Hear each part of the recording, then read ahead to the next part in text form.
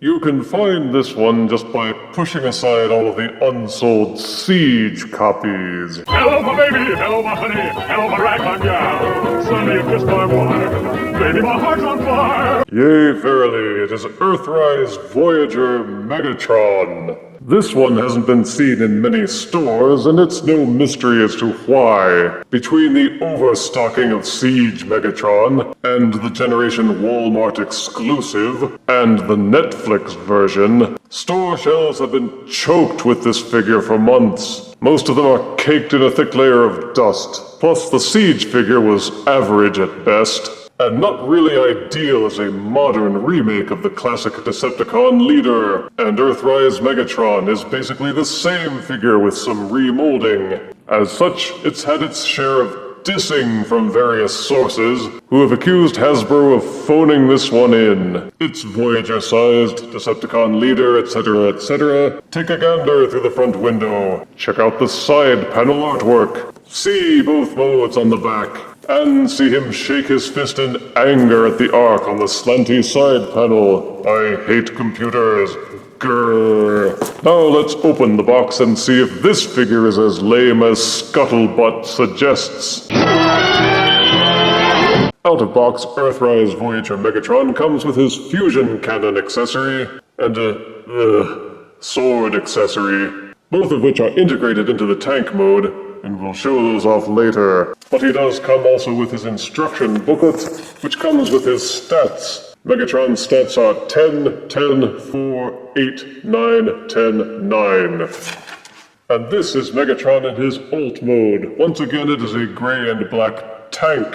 But this one is more Earth style. In reviewing this figure, direct comparisons with the Siege figure is perhaps the best way to illustrate why Earthrise Megatron may actually be the better figure. Unlike Siege Megatron, the Earthrise version has treads which run front to back. Frankly, I have never been a fan of the so-called H-tank. Separating the front and rear treads just seems lazy to me, as if they couldn't bother doing anything substantial with the arms and legs, and just clench them against the body. And with Siege Megatron, that meant the front of the tank was always jostling up and down, because there was nothing to secure it in place. But they seem to have fixed that with Earthrise Megatron. Go ahead and try to nudge the front section loose. You can't do it. Earthrise Megatron is slightly wider than Siege Megatron, although Siege Megatron appears to be slightly longer. They both feel and weigh about the same. The front of the Siege tank curls under and does a better job of hiding the gap in Megatron's peekaboo face, whereas Earthrise Megatron's front kind of ends just at the treads. Peekaboo! But Earthrise Megatron has this extra plate in the back, so the robot undercarriage isn't nearly as visible, whereas with Siege Megatron, the robot underpants are plainly visible. The plastic feels nice and hard throughout, though I question why they put grunge paint all over the treads and lower sections of the tank and absolutely none on the turret. It would have been better to just leave the grunge off completely, or grunge up the tank totally like they did with Siege.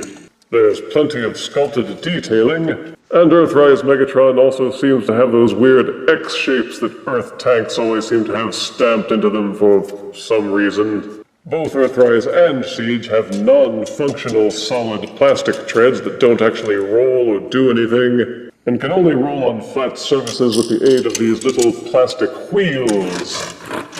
He stays flatter on surfaces than Siege Megatron does, who always had a tendency to wobble because of his H-tank style mismatched treads.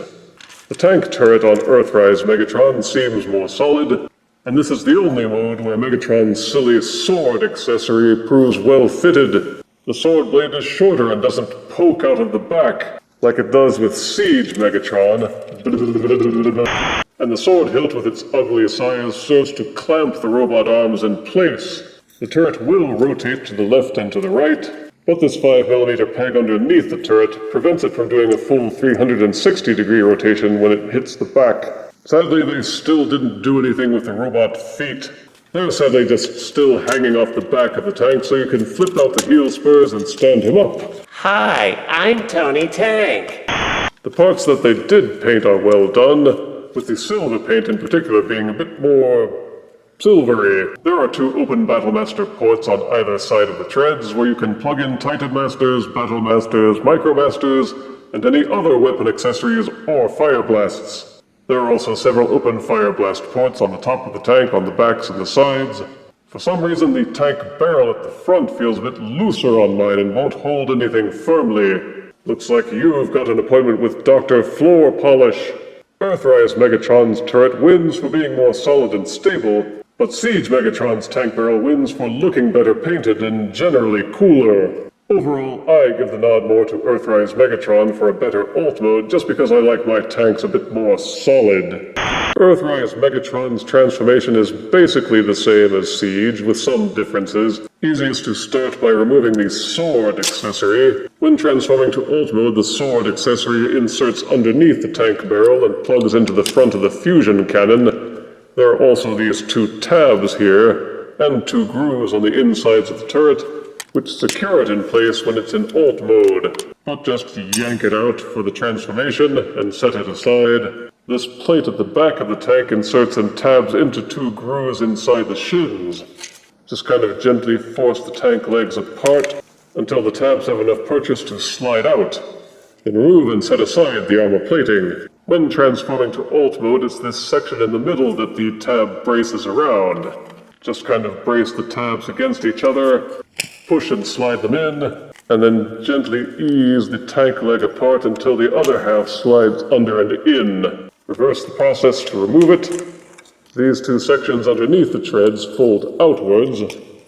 To expose the robot thighs, it can be easiest to use the robot leg hinge to kind of angle the leg backwards until it untabs from the front. Then, like Siege Megatron, you use this secondary joint underneath the knee to angle out the legs, then flip out the knee, rotate the leg joint so that the leg is pointing forwards and angle it down, then clamp this hinge back into the shin. Repeat for both sides and the legs are transformed. Once you flip forward the feet and flip back the heel spur, give the body a 180-degree twist, rotate the legs at the thighs so that the shins are pointing forward again, ease the front of the tank treads apart and untab the front panel from the treads. The fusion cannon pegs into the forearms, untab one side, doesn't matter which one prized is first, then rotate these arm panels outwards. In order to flip the treads so that they're hanging off of Megatron's back, you kind of have to angle this panel upwards. This will give these arm panels enough clearance to rotate forwards and tab into the robot torso. Then you can angle the head and turret section backwards. You will eventually feel it kind of lock into place. Then rotate and angle the treads so that they're pointing inwards. You must continue angling the pack backwards until it clicks into place and these sections lock together. Pull up Megatron's head until the neck brace locks into place and is flush with the chest. Flip out the robot hands from the forearms.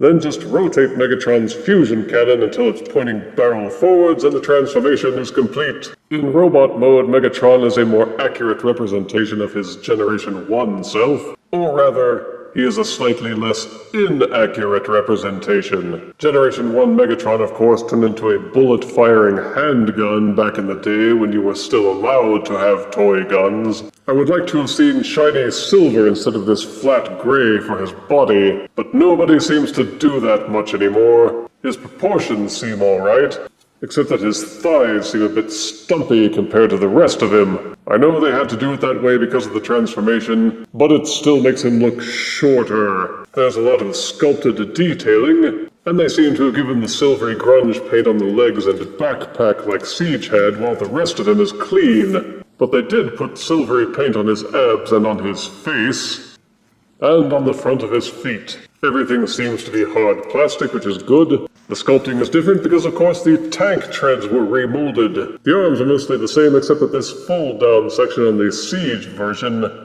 is now fused and immobile with Earthrise Megatron. And Megatron's head is remolded too. It looks a bit more Generation 1 accurate, but my copy has the eyebrows looking like the machine didn't stamp out part of it correctly. His face looks a bit more angular, and so does the helmet. His mecha abs look more like the Generation 1 cartoon, and his fusion cannon is certainly more Generation 1-esque. Speaking of which, you plug the fusion cannon to either of the ports on his forearms, and you can also beef up Megatron with any spare Battle Masters, Prime Masters, Micro Masters, Titan Masters, Fire Blasts, and other accessories that you have available. So load him up. He can take it. Some of the main weaknesses lie in these other accessories. There's the black plate, but the way it's shaped, you can plug it into Megatron in a number of places that make it simply look like additional armor. But this sword accessory, blah. Sorry, but the way it is, it's just awful. It looks ridiculous. It might have been better if they had made this a spear accessory since the handle is longer than the blade, except that it can't be held by the handle. And neither can any other figure except maybe a Titan class. It can't be plugged into either hand as an actual sword or a spear, but there is this tiny peg on the bottom that flips out. Then you can plug it into the figure's hand. But no matter where you plug this onto the robot body, it just looks obtrusive and bad. For me, one of the least objectionable options was to plug it into the back of the treads. That way, at least the barrel is pointing up from his back, Generation 1 style. But yeah, it still looks awful with this junk hanging off of his back. Boo! They should have rigged the sword accessory so that it could be folded up in some way. That way you could at least store it on a Battlemaster port.